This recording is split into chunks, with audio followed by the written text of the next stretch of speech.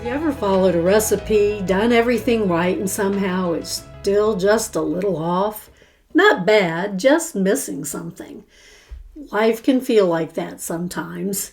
We try to do the right things, we follow the steps, we put in the effort, but relationships feel strained, patience runs thin, peace feels out of reach. And we're left wondering, what's missing? In his October 2025 conference address, The Good News Recipe, Elder John D. Amos teaches that in the world of cooking, there's often a secret ingredient, something that brings everything together. And spiritually, there is one answer that never changes. When something feels off, when life feels heavy, when we don't know what to do next, the answer is simple. Add more Jesus Christ in small, intentional ways, day by day. A few months ago, I was browsing through the church media library and saw a link to a collection of short videos called Restoration Conversations with President Russell M. Nelson. The title of one of those short videos in the list caught my attention and made me smile. It was called Scriptures Are God's Recipes for Happy Living. I immediately clicked on that 2-minute video and watched President Nelson teach a group of primary kids a simple and powerful message about how to be happy. He taught, if you're making a cake, you follow the directions, don't you? And you'll get a good result every time, won't you? He continued, speaking about turning 95 years old soon. People say, what do you eat? What's your secret? He replied, the secret's called the Scriptures. You might read them and try them, end quote.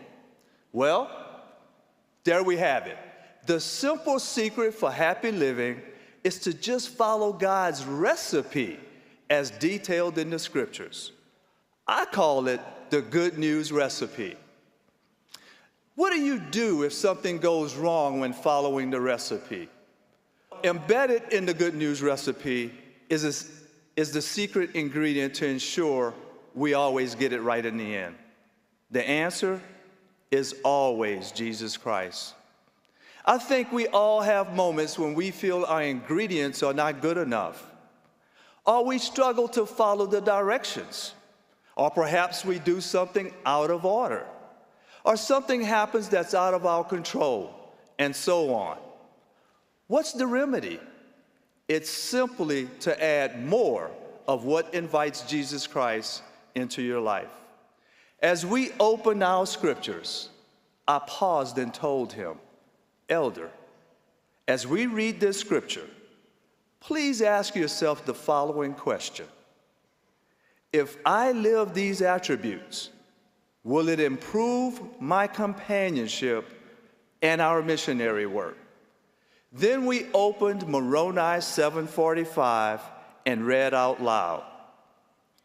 And charity suffereth long, and is kind, and envieth not, and is not puffed up, seeketh not her own, is not easily provoked, thinketh no evil, and rejoiceth not in iniquity, but rejoiceth in the truth, beareth all things, believeth all things, hopeth all things, endureth all things. Then the elder looked at me with tears in his eyes and said, yes, President, but that is hard to do. I agreed.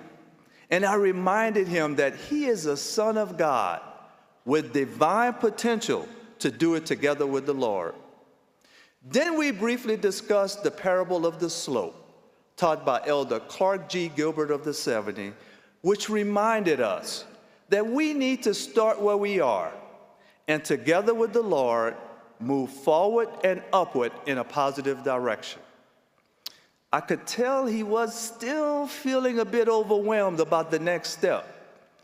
So I asked him to describe his understanding of the Scripture by small and simple things are great things brought to pass. He went on to describe the concept that by doing small and simple things, great things could happen. I asked him to take a minute and identify 2 small and simple things he could do to be kind to his companion. After a few moments, he shared his thoughts. Then I asked him to take a minute and identify 2 small and simple things he could do to be patient with his companion. He almost immediately shared his 2 thoughts. It was clear he had already been pondering this before our meeting. I invited him to take those few items to God in prayer and to ask for confirmation, direction, and inspiration on how to execute his plan with real intent. He agreed. As we concluded, I asked him to provide a brief update in his weekly letter. As the next few weeks went by, I could see in his weekly letters that things were improving. But not only could I see the improvement in his weekly letters, I could also see it in the weekly letters of his companion. During our next in-person interview, I saw a night and day difference in his countenance and spirit. I asked him, "So, Elder, is it true that charity never faileth?"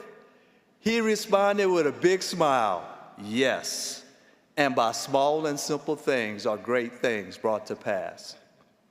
As you follow the good news recipe for happy living, remember President Nelson's teaching.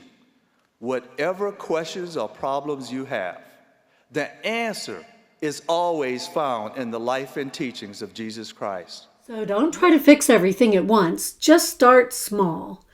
Be a little more patient, a little more kind, a little more willing to turn to Him in the middle of the moment. Ask yourself often, what would it look like to add more of Christ here? And then act on the answer you receive. Because as you do, something quiet but powerful will begin to happen. Your heart will soften, your relationships will strengthen, your direction will become clearer. Not because life suddenly becomes perfect, but because Christ is becoming more present in it. In Him you are not finished, you are becoming. You will want to hear the rest of this talk. The link is in the description box.